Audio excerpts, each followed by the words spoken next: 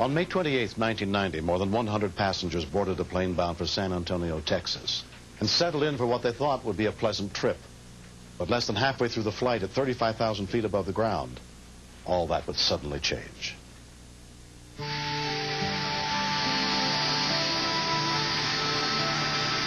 The co-pilot on U.S. Air Flight 179 was Leonard Jessing. For me, I had better than 9,000 hours of flying time at that point. I'd never had any type of emergency at all in my flying experience.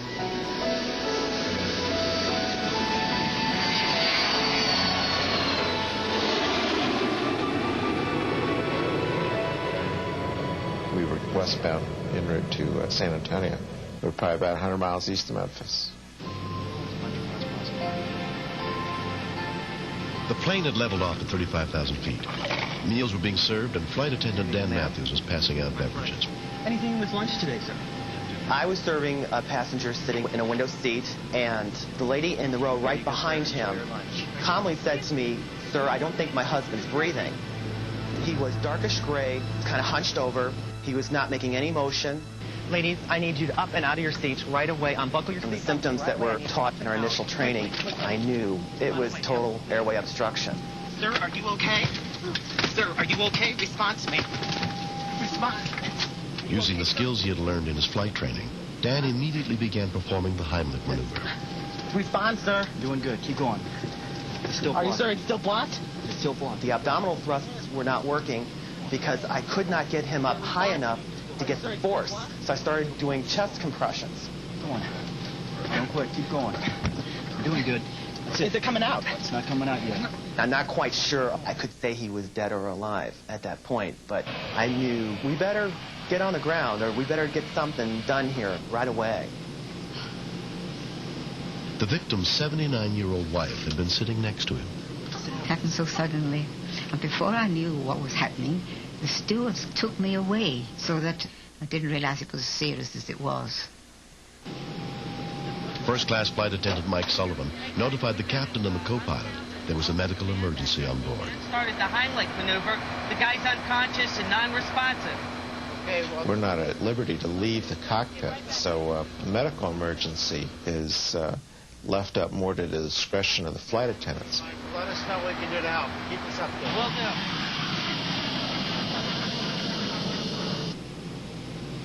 do. Up ahead, there was a commotion on the airplane. And I turned to Eddie, and I said, "Eddie, I think something's going on up ahead."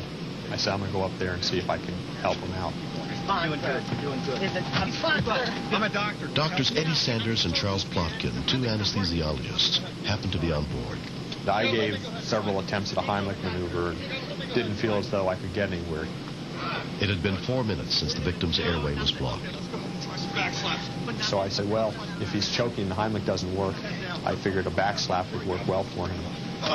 Anything come out? Okay. But we did that, and the situation didn't change at all. Okay.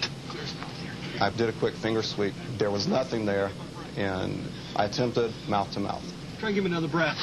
I can't move anything. Was unable to move any air. That is not characteristic of successful mouth-to-mouth ventilation. I should have the sense that I could breathe easily from my lungs into his.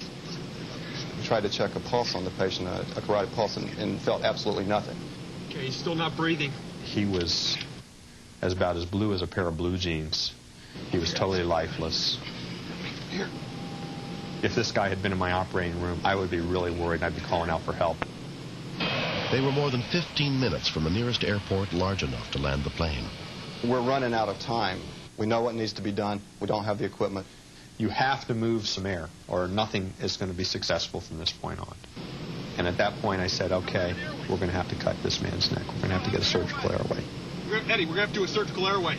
Get me a knife. Somebody got a knife? I need a knife. Does anybody have a knife? There was not a moment to wait. If I don't do this, this man is not going to make it. He's going to be dead. I have nothing to lose here. Doctors have taken over. They came up and informed us that they had the assistance of a couple of physicians and that they would have to perform emergency tracheotomy.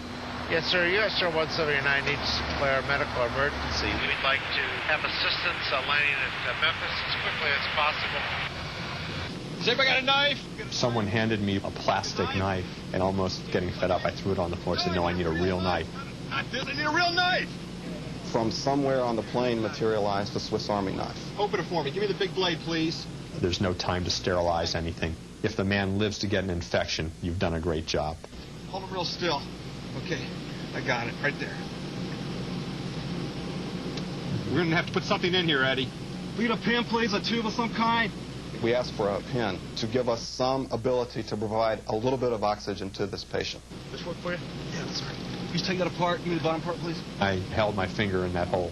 But as I did that, I felt something against it, and instinctively I just pushed it. The obstruction came out his mouth, and it appeared to be a very large, partially chewed piece of meat. He began to breathe a little bit, and it appeared that his heart had restarted. And then I'm faced with a whole different problem, and that's the problem of bleeding. It's something I had not anticipated. It just started coming out. It came out in a big gush. More blood than I've ever seen. I work in an operating room every day of my life. Crossed my mind at that point that we had saved him from the initial problem, but he's now going to bleed to death. We needed to land the plane right then. Ladies and gentlemen, we have a medical emergency on board, and at this time we're going to need your cooperation because we're going to be diverting and landing in Memphis. But I'm used to dealing with airway problems, but I'm not used to dealing with bleeding problems. The only way I know to stop bleeding is to put pressure on it.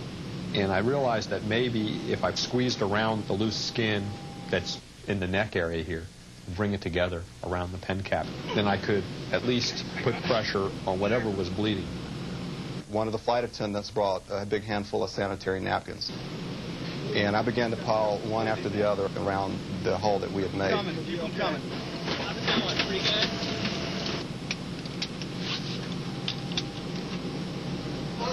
The gentleman at that point began to flail around a little bit, to move, to fight.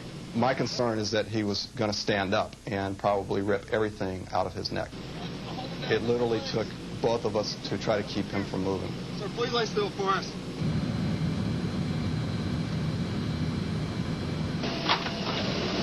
Oh, guys, now.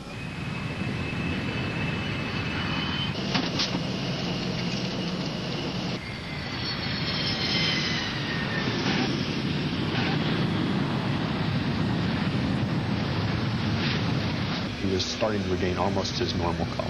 And we actually got him to squeeze my hand to command. And that's all I wanted. That means the brain was working. When the plane got to a stop, by that time the door was open and there was an ambulance there. Paramedics packaged the 89-year-old victim for transport to the hospital. We were able to get the man out of the airplane very quickly. The paramedics carrying him in the stretcher with my hand still on his neck, holding the pressure until we got to the ambulance. And at that point, I could not hold my fingers like that anymore. I couldn't. They had gotten to the point where they're so tired I couldn't hold the tight pressure. Well, I let go. There was no bleeding. En route to the hospital, Dr. Plotkin spoke with one of the paramedics. I said, do you come out here often for these sort of things? He says, usually it's to come out and get somebody off the plane, but usually they don't survive. And I kind of felt a little bit good that time because I said, well, not today, not with this man. Okay, this man's going to make it. After it was over, there was just this tremendous rush of emotions and utter amazement that we're on the flight, we're side by side. This happens, we both see it, we're able to respond as a team. It's one of the most incredible coincidences that I could ever imagine. Jack Sykes completely recovered. 2 years later, he looks back on that day from his home in Yorkshire, England. My last memory was that I was dying, but I wasn't in distress, I wasn't in pain, and I felt if this is dying, well, there's nothing to it. Jack will never forget the two strangers who saved his life. I haven't spoken to them, but we've had correspondence with them, and I'm deeply grateful to them, deeply grateful. Jack continues to enjoy the things he loves most in life. I've asked myself many times what I was saved for, what is there for me to do. I think sometimes there's nothing for me to do, and then I think, yes, there is. I have to keep my wife happy. We've been married 44 years, and are we still happy? Yes, 100% as we were when we got married. You know what it says, Jack? Wales, a small country, has a literature which is among the oldest in Europe. Every night, before I go to sleep, I say, I love you, in case I die in the night, so that you'll remember that my very last words were, I love you.